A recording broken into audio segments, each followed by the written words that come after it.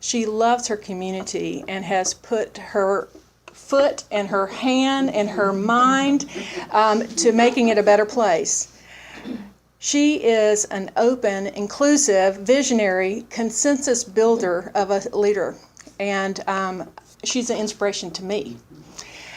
Please join me in welcoming our former city mayor, Jeanette Blazier.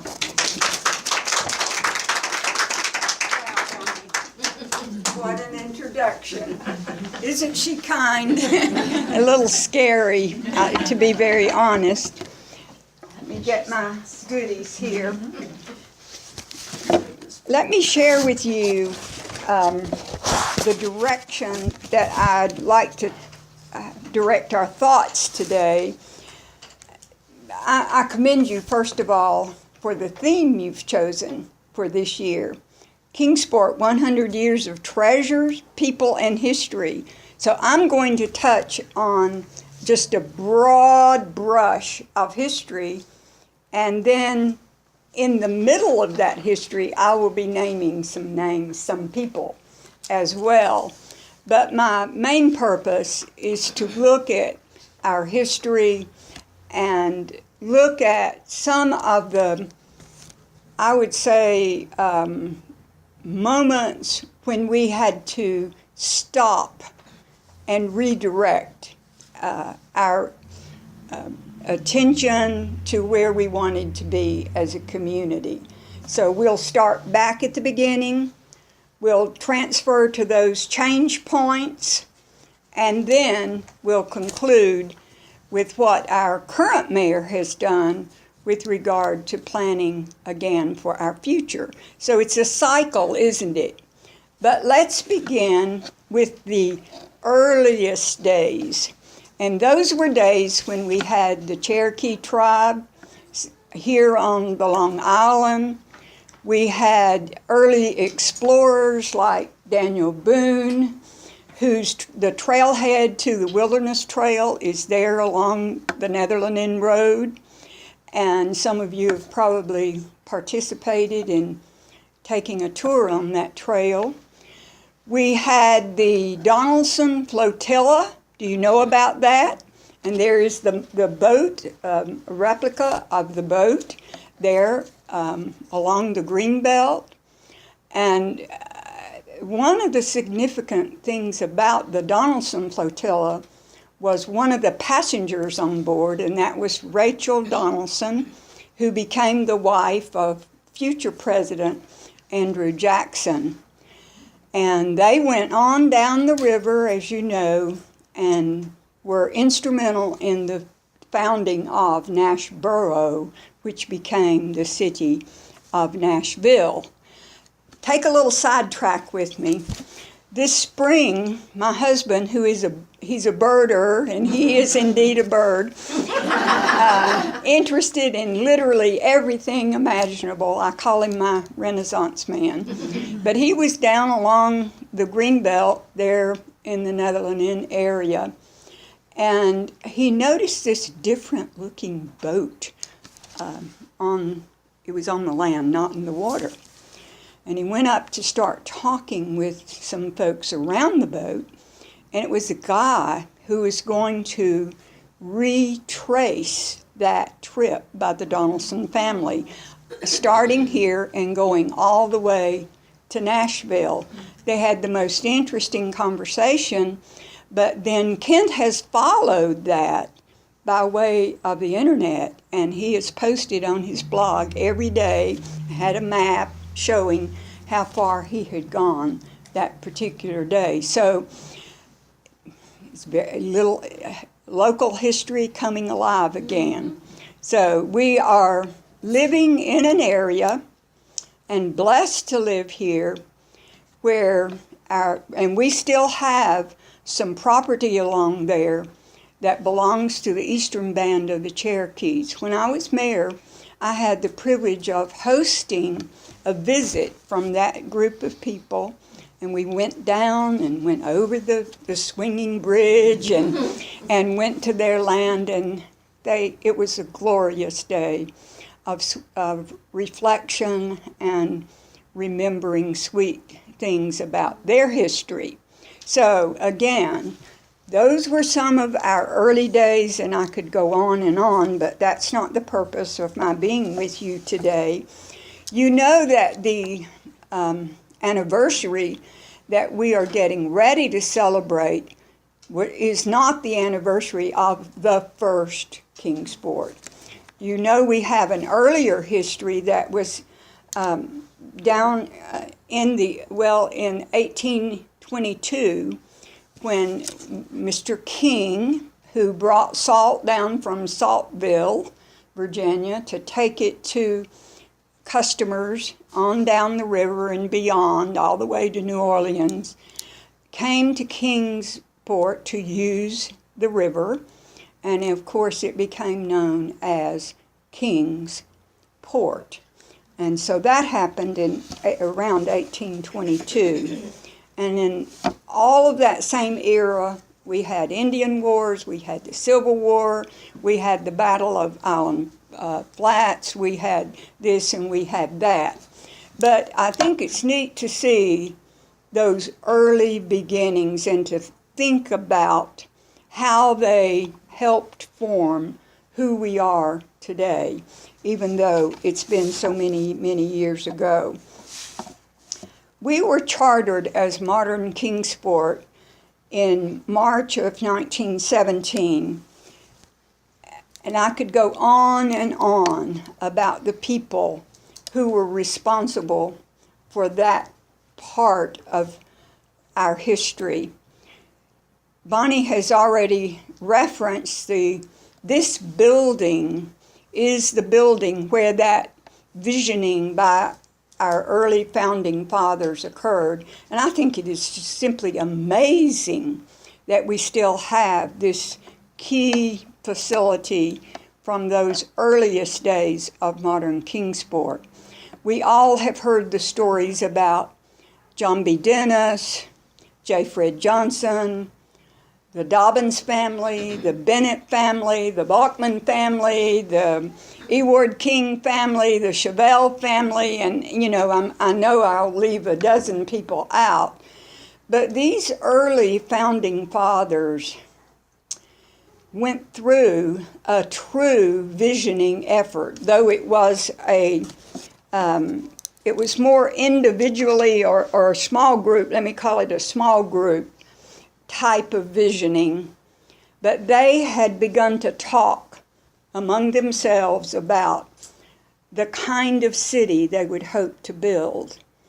And they realized that they didn't have the expertise to put that complete plan together because they were thinking grandiose, they were thinking big, they were thinking quality, they were thinking first class.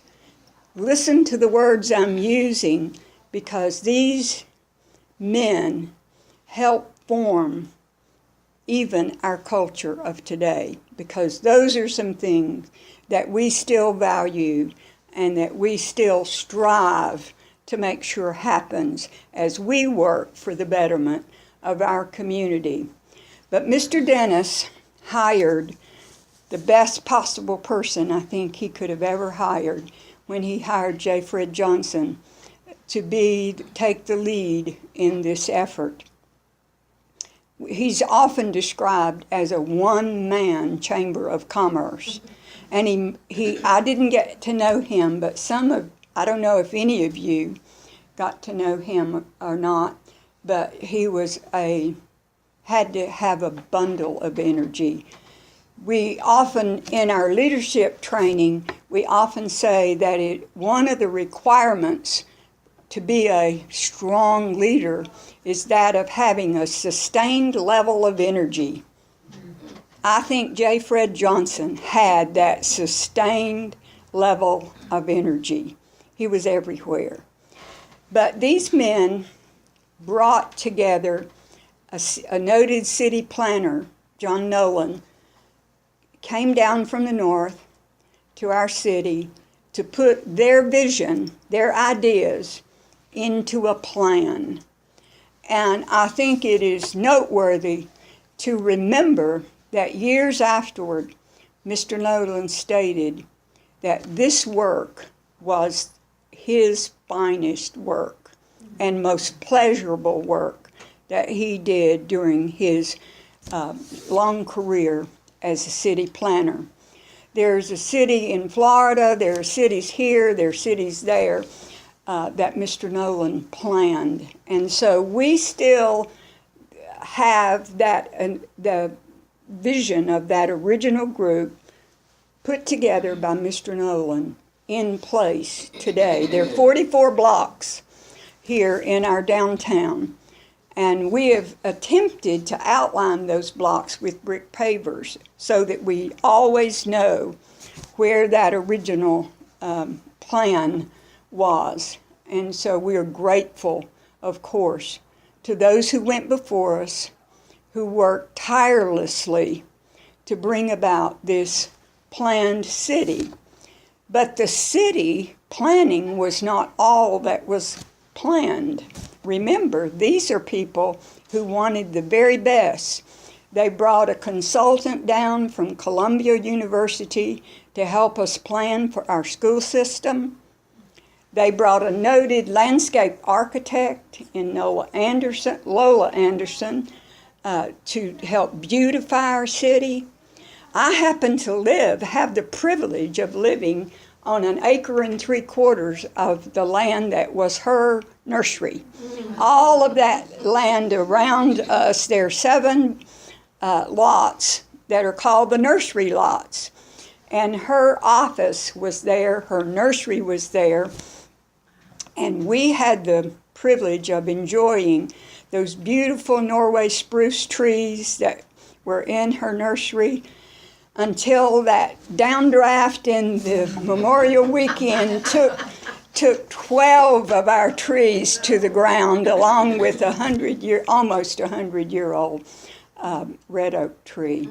So think about a man doing the physical planning, a person doing the planning of the school system, a noted landscape architect, and on we could go with how this early group brought quality to this city.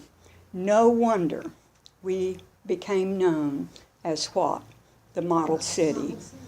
But the Model City logo, or what am I trying to say? Not logo. It's a slogan. It's a slogan. It's kind of a tagline. It is a result not only of those things, but primarily because we also were the very first city in the state of Tennessee to adopt a city council, city manager form of government. It was a cutting edge way of governing that had just begun to take hold, and our founding fathers voted to adopt that method, which we still use today with a modified version. The original version calls for the election of the number of people designed by charter to serve on the council, and then the council, elected by the people, would choose their mayor. And that's how Johnson City and Bristol still operate. But we, many years ago now, chose to elect our mayor outright. The citizens elect the mayor as well as the alderman, and then the alderman select the vice mayor and name who the positions that the alderman will take with regard to planning commission representatives and so forth and so on. But it is, I would say, call it a modified version now of the original purpose of the city manager, city council form of government. But it served us well, and I again commend our city fathers for taking those early steps that help us have the many, many good things that we have today in our community. We are noted for being a planned industrial city. The recruitment of industries was one of the very first tasks after these planning elements came into place for our founding fathers to pay attention to. And you know that history well. We had Tennessee Eastman Company, part of the Kodak system. We had Mead Paper, the Kingsport Publishing Company, Slipknot Belting, did I say Mead Paper, General Shell, the glass, the board and mills, the textiles, and many other smaller type industries. The Kingsport Foundry was one of those, the hosiery mill early on, Halston Mills, all of these most were still in existence when Kent and I moved to Kingsport. So that early vision of these founding fathers served us so well for many, many years. However, fast forward into the 80s, I know I've skipped a lot of years, but this is a sweeping overview. We move into the 80s and we began to lose our manufacturing jobs. That was not unlike other cities across our nation, because there were changes being made in our country and also internationally that were forces that changed the way our economic system works. So manufacturing was going offshore, and we were losing manufacturing jobs. And as a result of that and other needs, particularly just to make sure we had a vision to follow, in the late 80s, 89, and the spring of 90, we were led through a community-wide, this time, visioning process that you will remember, some of you, as Vision 2017, visioning out to this next year when we would celebrate our centennial year, our 100th birthday. Many of you participated in that visioning effort, and the purpose was to improve our community by citizen participation in determining our future. See, our early leaders, it was a more paternalistic approach to governing then. These were our father figures, and it was strong. It was great for that era. But we've moved, we've changed, and citizens wanted a more direct involvement in the way they were governed and in the direction in which the city was going. You might remember the early 80s, we had referendum after referendum defeated by our citizens. And so there was a growing disconnect between the citizenry and the elected officials. And so all of that, with the loss of manufacturing jobs, and also that discontent with our citizenry, led to the need to bring people together so they could listen to each other and they could participate in the visioning effort. It was my privilege to work as a facilitator in those early visioning meetings, and then later, as Bonnie stated, I was hired as the first executive director of Kingsport Tomorrow, and it was our job to, again, use our citizens to implement the vision that everyone created. And so that was a very fun time in my life, because I got to work with every segment of our community. Our public housing residents were involved in the visioning. Our neighborhoods were involved. Our senior citizens, our teenagers, and all in between were involved. And anyone who called Kingsport home was invited to participate. I loved that. And you know me, I love working with people. I love working with projects, so it was a job made in heaven for me.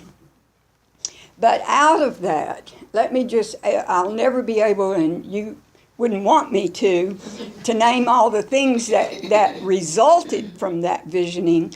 But the biggest bricks and mortar project that came out was our Meadowview project. And we added the golf course. That was not in the original vision, but it became part of that greater vision. And look how that quadrant out there has grown. And that was a hope. That was a dream that facility would be the anchor for greater growth and development of that part of our city. But that was really a joy to be a part of.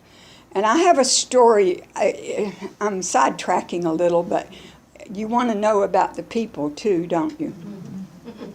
How many of you remember Tommy Holtz? You know, he was known as a naysayer. He was a part of that group of people who were saying no, no, no to everything that came down the pike from our elected officials. I don't think he'd mind my sharing this out loud because it ends well. But anyway, he participated in the visioning.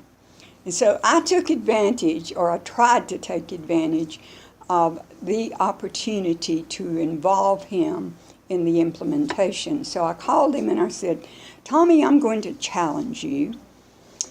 And I said, I know you love a good challenge. And I said, we have finished the visioning. You participated in it. We have 27 broad goals. I want to challenge you to choose an area where you would like to work and demonstrate to the citizens of our community that you can be for something. You're known for all these things you're against. Now I challenge you, stand for something. He didn't say much. And so in a minute he said, well, I can do that.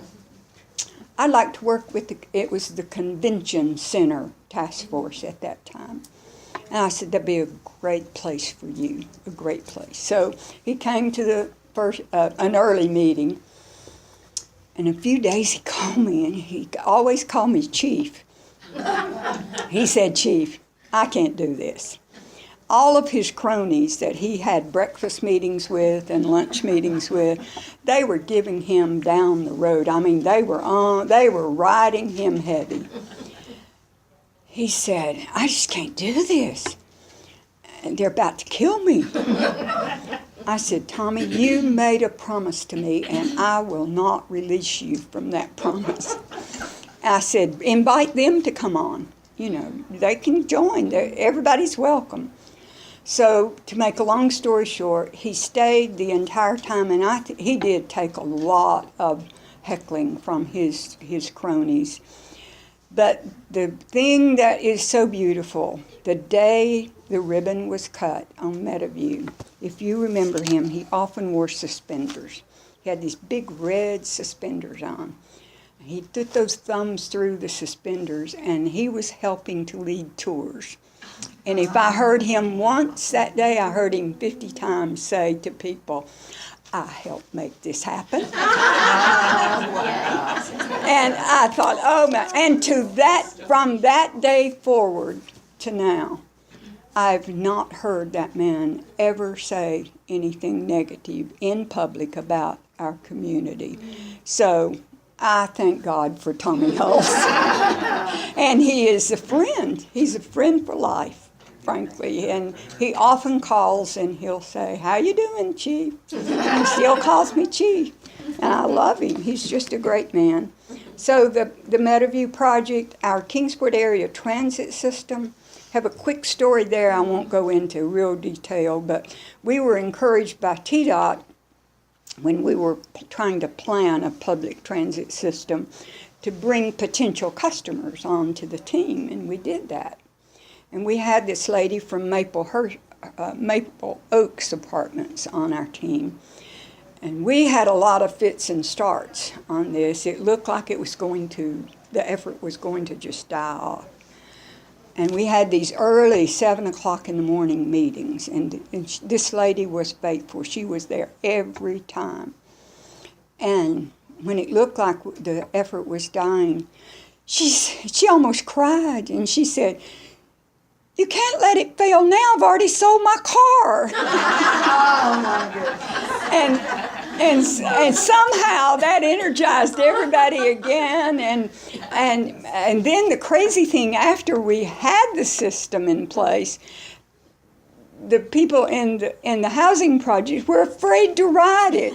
And so we had to conduct how-to sessions, and we developed a buddy system that they could have a buddy to ride and help them. So, you can see I had a ball doing all of this, and not everything was rosy, but it was certainly fun. We did more work on our green belt at that time. We improved our neighborhoods, and believe it or not, though it took 20 years, our YMCA came out of that. It was really a great amenity for us. We improved our child care delivery system, and we developed a model senior community, not a place where seniors go, but looking at the whole community to put the elements of what seniors need in place. Give this team credit for the graduated system of housing that we have for our elderly now, because we did not have that at all. We had nursing homes, but we didn't have that graduated system, and so they did a fabulous job. We had 10 years of First Night Kingsport, a celebration of the arts in an alcohol and drug-free environment. We had a lot of foundational work done for education, and the Veterans Memorial that we've celebrated today. And that's just a brief listing of a few things that came out of that. But the greatest thing, in my opinion, that came from that effort was the ownership that the citizens started taking again. The love and care and the nurturing of our community was the greatest outcome in the long run. And so let's don't forget how important it is to have citizens connected to what we do. I'll move forward to the time when you did elect me as your mayor, and we were in another little down cycle in 1999 because our largest employer decided that for the first time in history they would let some people go. And that was a tough period of time. A lot of people were thinking, we'll never survive this. We went from 13,500 employees to about 9,000. Scary time indeed. We had a right to be concerned and to express our fear. But the board and I decided to host a planning summit, an economic development planning summit. So we brought together about 100 business leaders and others leaders from other parts of our community in a summit format. We had this guy, and you've heard this story, I'm sure, Patrick Wilson, who had done a market study that had been directed by BAE Systems. And he said some ugly things about us, and we didn't like it. He said we were old, we were not growing, and we were like a Rust Belt community, and that just raised everybody's hackles. And he was telling the truth, but we didn't want to accept it. And so that anger actually helped us. He actually wrote our case statement for why we needed to do some things differently. So out of that summit, we developed again it was a planning period. Again, it had a little different form and structure than the two that I've mentioned already. But we had the elected officials working with citizen task forces, and out of that, we had the beginnings of our beautiful academic village that we all share and celebrate today. But we also have we focus primarily on workforce development, education, and training. And so, of course, we had that early piece of that effort being the Educate and Grow Scholarship Fund to keep people locally, educate them, and let them join the workforce. And again, those were wonderful days. They were hard days. And my greatest task as a leader during that time was to try to keep hope alive. Because without hope, no community can be successful. And so I got to put my cheerleading skills in place. And I actually then showed a little toughness as well. I told everybody, we're not going to tell those old war stories anymore about how, woe is me and we'll never be great again and we're doomed. Said, it's a new day in Kingsport and you've helped us with a plan. We're going to focus on the plan and we're going to do our best when this gray, dark period is over to be positioned. We'll position ourselves to be able to move into these areas that you've named we need to work on. And so I got people busy and I just cheered them along and they worked like Trojans and we got to celebrate some really, really neat things in addition to the Academic Village foundational pieces. We improved our recreational facilities. Our young families were coming before us at the board work sessions primarily saying, our kids are on travel teams, they go to this place and the other, and our facilities are so antiquated. So out of that, we have our new soccer complex, we have the softball and baseball complex that we know is Donport Park, we have the skate park, and we continue to add to our green belt, which is a wonderful amenity for us. I've never heard anyone criticize the money spent on the green belt. Now, I just think that's a fabulous project. We also joined with the county and Bristol Bluff City to put together networks so that we could be organized and have a greater punch at the state level for economic development efforts. We wrote and got approved a redevelopment plan. The state of Tennessee will not allow you to redevelop an area without having a written plan, districts named, and a action step process in place. So we did that, and as a result, the old Kingsport Mall property is gone, and we've got East Stone Commons. We have Crown Point, where Food City is, and then the beautiful press property where the Kingsport Printing Quebecor property was located. So all of those things are a result of planning ahead, putting a redevelopment effort in place. And then we focused on small business. The Kingsport Office of Small Business Development came out of that summit, as did some other efforts. Let's fast forward one more time to a planning cycle, and that's our most recent one, last fall, when the current mayor, John Clark, held another summit to focus in this direction for Kingsport to be the best possible Kingsport, a place that's attracting, retaining new and existing residents, visitors, businesses, developers. And so I've asked Bonnie to help me I want to share, I've heard some questions about, I don't understand what came out of that effort, people will say. I don't clearly know where the money's going, where it will be spent. And so there are differentiators that came out. We want to be noted for being ourselves, but to have unique sides of who we are to showcase. And so some of these things that you're going to see now fall into that category. Let's go, Bonnie, okay?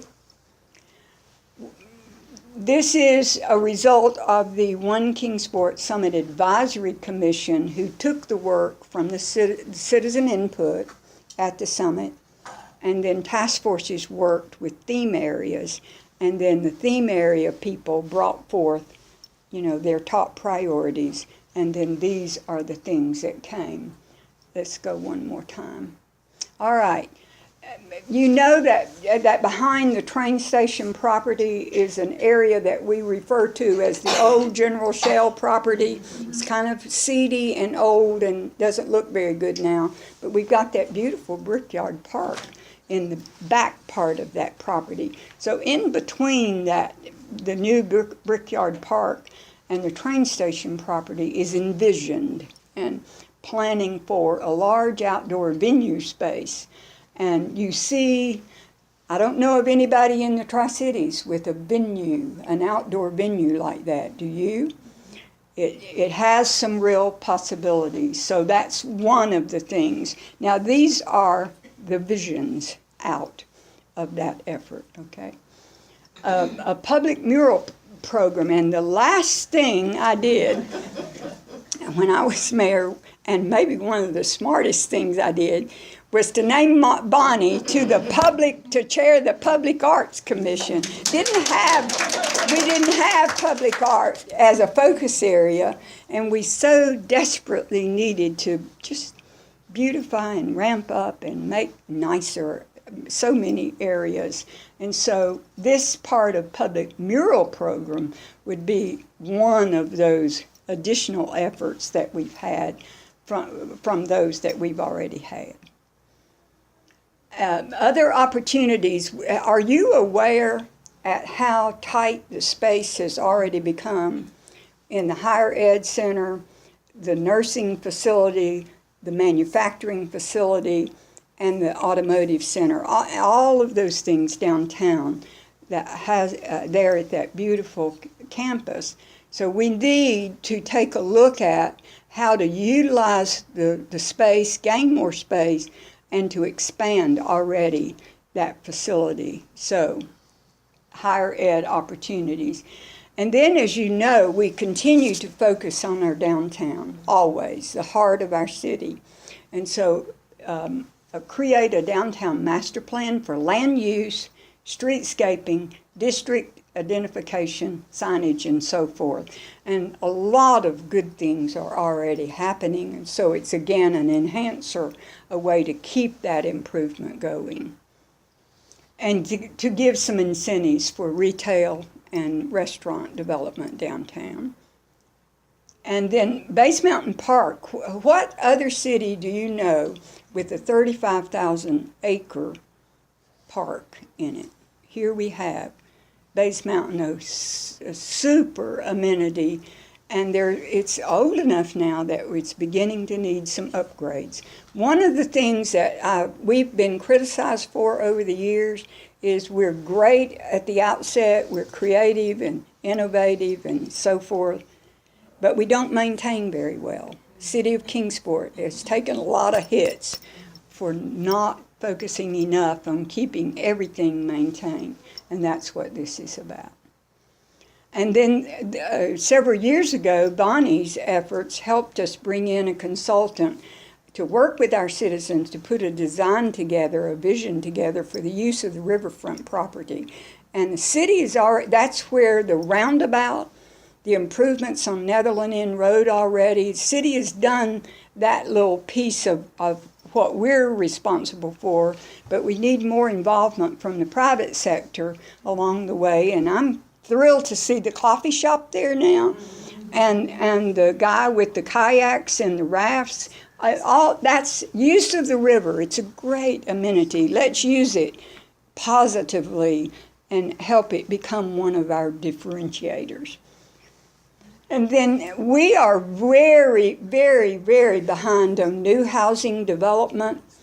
And one of the things we learned through the task force working on housing was that our developers have to bear some of the expenses that cities at one time participated in, like sidewalks, curbs, all of the sewer and water installation and costs associated with those. So we're going to share in some of those costs with our developers. It's called some kind of materials agreement, I think is what the city called it.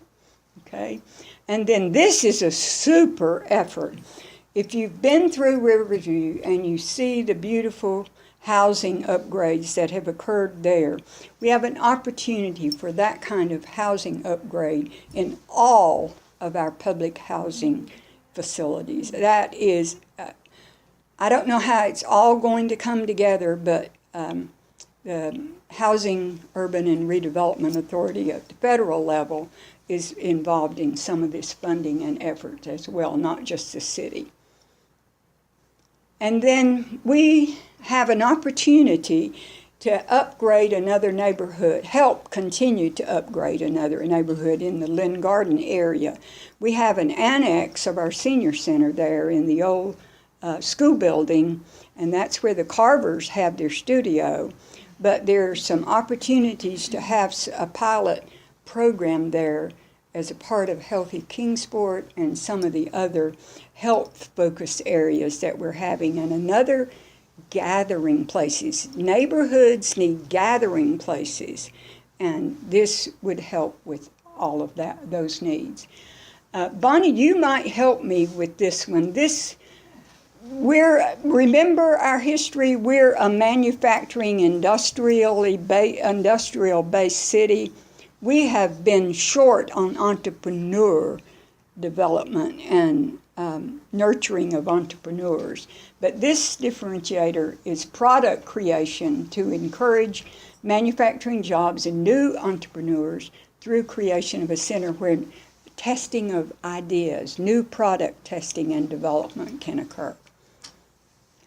Those are some of the things that have come out of the most recent visioning, and so I want you to feel good about the things that are projected for our future. We've seen that our past is one that we treasure. We have a wonderful present part. We're here. This is who we are. We've participated in helping Kingsport to be what it is today. And as we look to our future, these efforts and many others will help shape and form who we become in the near future and perhaps even in the distant future, because planning takes time. It doesn't occur, the implementation does not happen quickly. And so, but you have to keep something in the pipeline all the time that's moving toward a project that will help our community improve. But we're getting ready, as you know, because of your theme for the year, to celebrate our centennial next year. And so I want to call on Gail to tell you about 4 big events. Gail and I serve on the Centennial Commission, as does Bonnie. But Gail, tell us how we can look forward to these 4 big events. We have 4 signature events that are planned. The first one is March the 17th, which is our 100th year anniversary birthday party that will be at the Farmers Market. The next one is during Fun Fest, right? In July. That will be themed to the Centennial. And the last one is to dedicate the Centennial Park, which you all have heard a bit about from me, I think, and others, which will be where to the left of the train station, and the property that Jeanette was talking about, that you can see the baseball fields across the way, catty-cornered. Hopefully that will be a signature property that will help the development of that go forward. And what have I missed? New Year's Eve. New Year's Eve. And that's coming right up, this New Year's Eve. Right. We'll kick off the whole year with the big New Year's Eve event. I've taken longer than I was given, and I apologize for that. But we have a very, very beautiful past with trustees who have held, leaders who have held our community in trust, and we call them our treasures. You call them that, I call them that. Every era needs people who will step up, who will be willing to be a part of our future, our next wave of planning, visioning, and dreaming. May it never end. And God bless you. Thank you.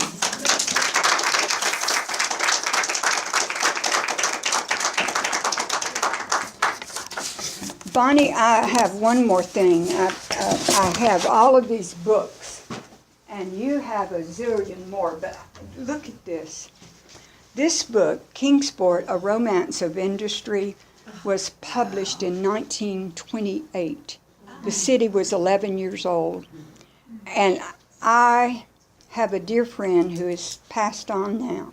But when she became quite ill, she had her husband bring this to my door one day, and she said, "I want you to have this book. Look, its pages are falling out, but I treasure this book. It is a wonderful one." The Rotary Club through the years has done various books on Kingsport. I have 2 samples. This is an older version, Kingsport Past, Present, and Future. Many of you probably have that. And then I think this is the latest book on Kingsport that the Rotary Club published, Excellence and Opportunity for All. And our archives, Remembering Kingsport, recently had an archival calendar. And then the Times News, this is volume 2. They have volume 1 of Kingsport and the people of the Houston River Valley. There are all kinds of books in our library and especially in our archive that you might like to check out if you want to go deeper than I went today with this history. Again, thank you. Thank you so much, Jeanette. We may have some business, but I also wanted to say that I was Googling the improvement building and found somebody's master's thesis that they wrote on the improvement building, so you can look that up at the library as well. And when you have the opportunity to go in the hallway, there are photographs up there that were commissioned by the archives that are now and then. So there's 2 different photographs of the same place in our city. So take a look at those. Thank you, Bonnie, for arranging this meeting, and Jeanette. Thank you for all the time you've put into preparing this and your generosity and just the generosity to our city. You are our treasure, and thank you for sharing with us today.